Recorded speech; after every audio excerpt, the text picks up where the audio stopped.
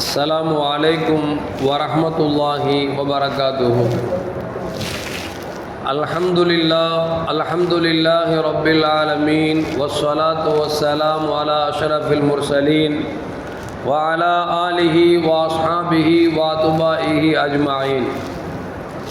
கண்ணியத்திற்கும் பெருமதிப்பிற்கும் உரிய பெரியோர்களே, சகோதரர்களே, எல்லாம் வல்ல அல்லாஹு ஜல்ல ஜலாலுஹு நாம் செய்யக்கூடிய எல்லா நற்காரியங்களையும் அவனுக்காக செய்யப்பட்ட இஹ்லாஸான முறையில் செய்யப்பட்ட நல்வணக்கங்களில் நம் வணக்கங்களை அல்லாஹ் ஆக்கிக் கொள்வானாக. நாம் செய்யக்கூடிய வியாபாரங்களிலும் தொழில்துறைகளிலும் நஷ்டமில்லாத ஹலாலான முறையில் நிரம்ப லாபத்தை பெற்று அந்த லாபகரமான வாழ்க்கை கொண்டு தம் தேவைகளையும் தேவை உடையவர்களின் தேவைகளையும் நிறைவேற்றக்கூடிய நல்ல பொருளாதாரத்தையும் உள்ள விசாலத்தையும் அல்லாஹ் நம் அனைவர்களுக்கும் வழங்கி அருள்வானாக. கஞ்சத்தனம் என்கிற தீய பண்பை விட்டு அல்லாஹ் நம்மை பாதுகாத்துக் கொள்வானாக. நம்மை இந்த உலகத்தில் வாழ வைக்கும் காலமெல்லாம் நோய் நொடி இன்றி உடல் ஆரோக்கியத்தோடு அல்லாஹ் நம்மை வாழ செய்வானாக. அந்த ஆரோக்கியமான வாழ்க்கை கொண்டு அல்லாஹ் ரசூலை நெருங்கக்கூடிய அனைத்து நல்லமல்களையும் புரியக்கூடிய நல்ல முத்தகீன்களின் கூட்டத்தில் நம்மை ஆக்கி அருள்வானாக. திடீர் மரணங்களை விட்டும் தீய மரணங்களை விட்டும் அல்லாஹ் நம்மையும் நம் குடும்பத்தையும் நம் சமூகத்தையும் பாதுகாத்துக் கொள்வானாக. மருத்துவமனையின் செலவினங்களை விட்டும் வேதனைகளை விட்டும் அல்லாஹ் நம்மை பாதுகாத்துக் கொள்வானாக. நம்மில் யாரெல்லாம் நோயால் பாதிக்கப்பட்டு வீடே கதி என்றும் ஆஸ்பத்திரியை கதி என்றும் அல்லல் பட்டு கொண்டிருக்கிறார்களோ, அவதியுற்றிருக்கிறார்களோ, அந்த மக்களுக்கெல்லாம் நோயை போக்கி உடல் ஆரோக்கியத்தை அல்லாஹ் வழங்கி அருள்வானாக. அவர்களை கொண்டு அவர் குடும்பத்திற்கும் சமூகத்திற்கும் நல்ல பயன்களை தந்தல்வானாக. நாம் இந்த உலகத்தில் வாழ்ந்து மறைகிற நேரத்தில் லா இலாஹ இல்லல்லாஹ் முஹம்மது ரசூலுல்லாஹ் என்ற கலிமாவை மொழிந்து ஜன்னத்துல் ஃபிர்தௌஸை கண்ணால் கண்டு மகிழ்ந்து சிரித்த வண்ணமா மரணிக்கக்கூடிய பெரும்பாக்கியம் பெற்ற மக்களில் அல்லாஹ் நம்மை ஆக்கிக் கொள்வானாக. மரணித்தும் மரணிக்காத இறைநேசர்களின் கூட்டத்தில் நம்மை ஆக்கி அருள்வானாக. நாளை மறுமையிலே முத்து முஹம்மது ரசூலுல்லாஹி ஸல்லல்லாஹு அலைஹி வஸல்லம் அவர்களின் திருக்கரங்களால் ஹவுதுல் கௌசர் என்கிற தடாகத்தில் நீர் பருகி அன்னாரின் ஷஃபாஅத்தை பெற்று அன்னாரின் கரம் பிடித்து ஜன்னத்துல் ஃபிர்தௌஸ் என்ற உயர்ந்த சுர்க்கத்தில் அவர்கள் பணியாளர்களாக அல்லாஹ் நம்மை அமர செய்வானாக. எல்லாவற்றுக்கும் மேலாக இறை அன்பை பெற்று இறைவனை பார்த்து பரவசமடையக்கூடிய அவருடைய லிகாவையும் ரிலாவையும் பெற்ற மக்களில் அல்லாஹ் நம்மை ஆக்கிக் கொள்வானாக. அருமையான மூமின்களே, யார் செல்வந்தன் என்பதை குறித்து இரண்டு சஹாபாக்களுக்கு மத்தியில் நடந்த ஒரு உரையாடலை இன்றைக்கு நாம் பார்க்க இருக்கிறோம்.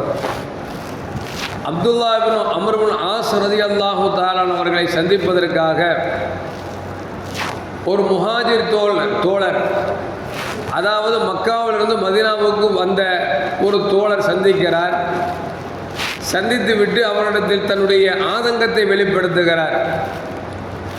நாமெல்லாம் மக்காவிலிருந்து மதீனாவுக்கு வந்த ஏழை முஹாஜிர்கள் தானே என்று சொல்லி தன் வறுமையை வெளிப்படையாக சொல்லாமல் அவர் நாமெல்லாம் கஷ்டப்பட்டவங்க தானே அப்படின்னு சொல்லி அப்துல்லா இப்னு அம்ர் இப்னு ஆஸ் ரலியல்லாஹு தஆலா அவங்கள்ட்ட சொன்ன உடனே அப்துல்லா இப்னு அம்ர் இப்னு ஆஸ் ரலியல்லாஹு கேட்டாங்க, நீ ஏழைங்கிறியே, நான் ரெண்டு கேள்வி கேட்குறேன், அதுக்கு பதில் சொல்லிட்டா நீ ஏழையா அல்லது நீங்கள் பணக்காரனா அப்படிங்கிறத நீங்களே முடிவு செஞ்சுக்கலாம் அப்படின்னு சொல்லிட்டு கேள்வி கேட்குறாங்க.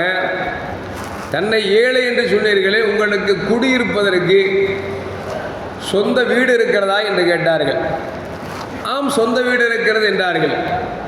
சொந்த வீடு இருந்தால் எப்படி நீங்கள் ஏழையாக இருக்க முடியும்?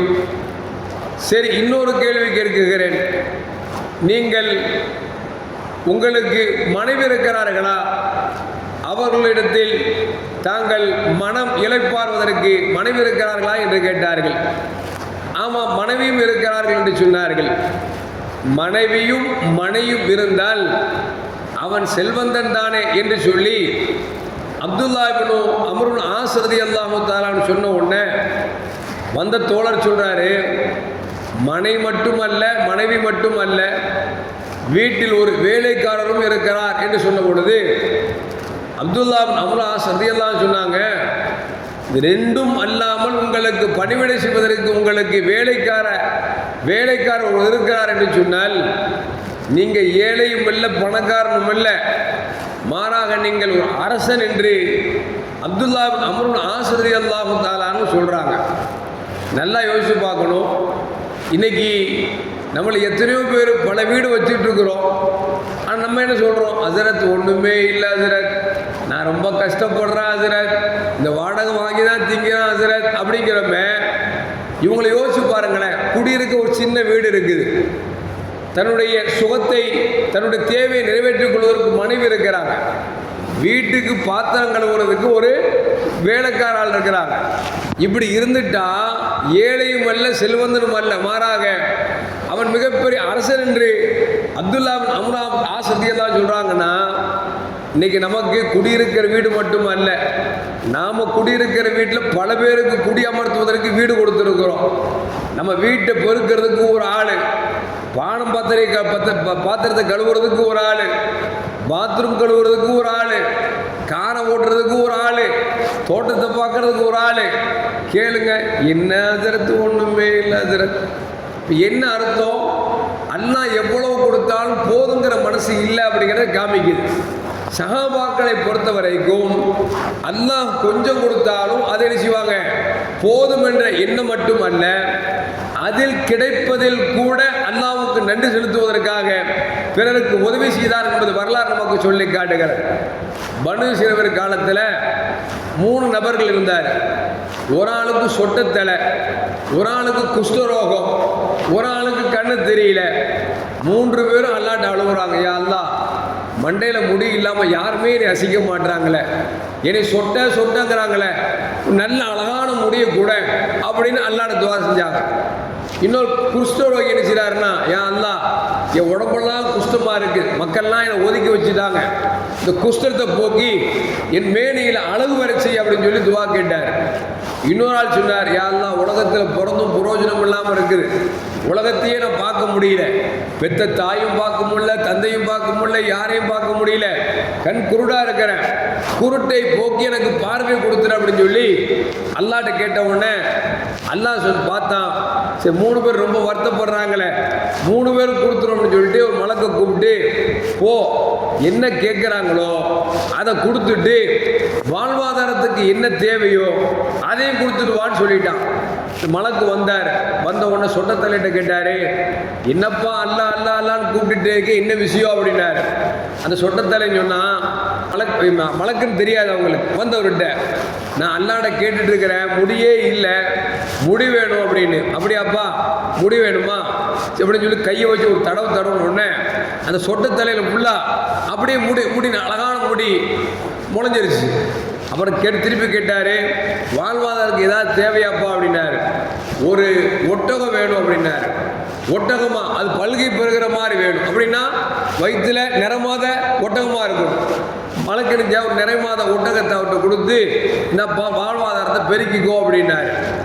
அடுத்து யார்கிட்ட போன? குஷ்டரோகிட்ட போனார். உனக்கு என்னப்பா பிரச்சனை? குஷ்டரோகமாக இருக்குது, மக்கள்லாம் யாருமே என்னை நெருங்க மாட்டுறாங்க, குஷ்டரோகம் போய் என் மேனியில் தோளில் வந்து அழகு வரணும் அப்படின்னோடனே ஒரு தடவினார். அவருக்கும் குஷ்டரோகம் போய் உடம்பெல்லாம் அழகாயிருச்சு. உனக்கு என்ன வேணும் அப்படின்னார். எனக்கு என்ன வேணும்? உழைக்கிறதுக்கு ஒரு மாடு வேணும் அப்படின்னோடனே அந்த மாடு பழுகி பெறணும். சரிப்பா அப்படின்னு சொல்லி நிறைய மாத கட் பண்ணி ஒரு மாடை கொடுத்து, நீ பழுகி பெருக வச்சு வாழ்வாதாரத்தை பார்த்துக்க அப்படின்ட்டார். அடுத்து ஒரு ஆள்கிட்ட வந்தார். யாரு? கண் தெரியாது. அவர்கிட்ட வந்து உனக்கு என்ன கேட்டார். எனக்கு பார்வை வரணும், குருட்டுத்தனம் போகணும் அப்படின்னோடனே அவரு கடை தடவுனோடனே குருட்டுத்தனம் போய் பார்வை கிடைச்சிருச்சு. உனக்கு என்ன வேணும்? எனக்கு ஒரு ஆடு வேணும். சரி, இந்த ஆடு வச்சுக்கோ, பல்கை பெருகி நீ வாழ்வாதாரத்தை பார்த்துக்கோன்னு சொல்லி போயாச்சு.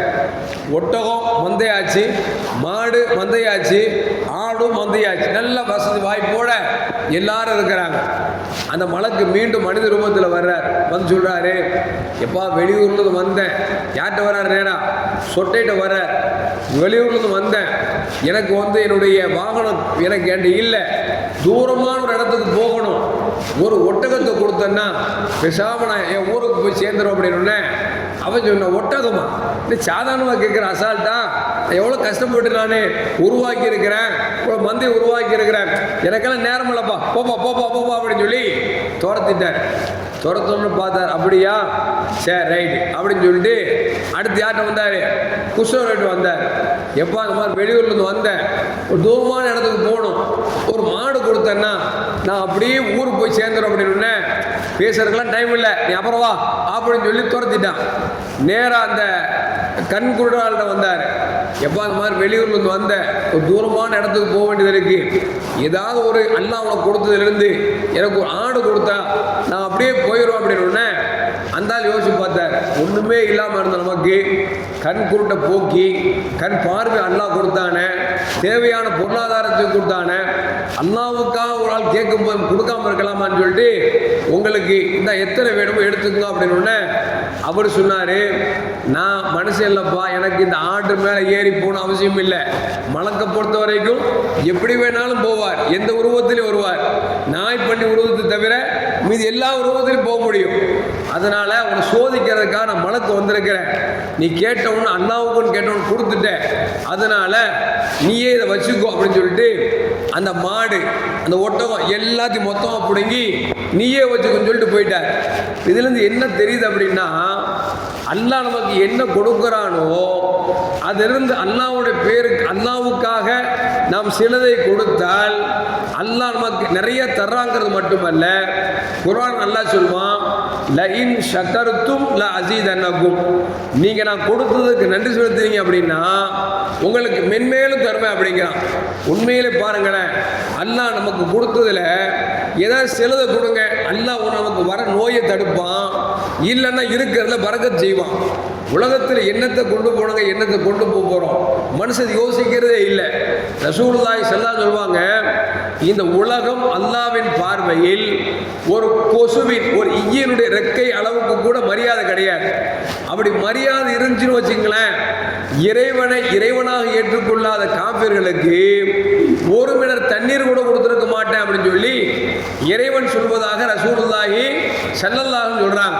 இப்போ இந்த உலகம் அல்லாஹ்வின் பார்வையில் ஒரு ஈயனுடைய கொசுவனுடைய ரெக்கை அளவுக்கு கூட மதிப்பு இல்லை அப்படின்னா நம்ம பார்வையிலையும் அப்படி இருக்கணும். அப்படி இருந்துச்சுன்னு வச்சுங்களேன், என்னடா உலகத்தை சம்பாதிச்சோம் கொண்டு போக போகிறோம் அப்படின்னு கொடுத்துருவோம். ஆனால் நம்ம என்ன செய்யணும்னா, நம்மள்ட்ட இருக்கிற பணம் தான் பெருசு, இந்த உலகத்தில் காசு இருந்தால் தான் மதிப்பாங்க, இந்த காசு இருந்தால் தான் உலகத்தில் வாழ முடியும் அப்படிங்கிற எண்ணம் வந்துட்டதுனால நம்மள்ட்ட இருக்கிறதை கொடுப்பது நினைச்சிடும், ரொம்ப யோசிக்க ஆரம்பிக்கிறோம்.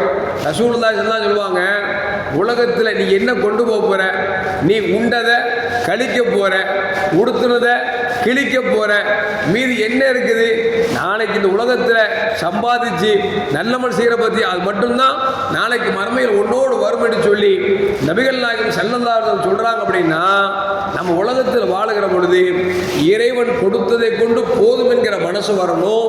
இறைவன் கொடுத்ததை கொண்டு நம் ஏழை வாழைகளுக்கு சொந்த பந்தங்களுக்கு கொடுக்குகிற பொழுதுதான் அது இறைவனுக்கு நன்றி செலுத்தி அடியாராக மாற முடியும்.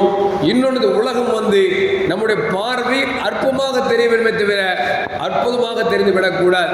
அற்பமாக தெரிகிற பொழுது நம்மிடத்தில் இருப்பதை கொடுப்பதற்கு மனது வரும். அற்புதமாக தெரிகிற பொழுது அது மனைவி மக்களாக இருந்தால் கூட கொடுக்கறதுக்கு என்ன செய்யாது, மனசு வராது அப்படிங்கிறத இந்த செய்திகள் நமக்கு சொல்லித் தருகிறது. எல்லாம் அல்லாஹ் ஜல்ல ஜலாலுஹு எதை சொன்னோமோ கேட்டோமோ அதன்படி நடக்கக்கூடிய நல்ல தௌஃபீக்கினை எனக்கும் உங்களுக்கும் அல்லாஹ் வழங்கி அருள்வானாக. அஸ்ஸலாமு அலைக்கும் வரஹ்மத்துல்லாஹி வபரகாத்துஹு. ஸல்லல்லாஹு அலா முஹம்மத் ஸல்லல்லாஹு அலைஹி வஸல்லம். ஸல்லல்லாஹு அலா முஹம்மத் ஸல்லல்லாஹு அலைஹி வஸல்லம். ஸல்லல்லாஹு அலா முஹம்மத் யா ரப்பி ஸல்ல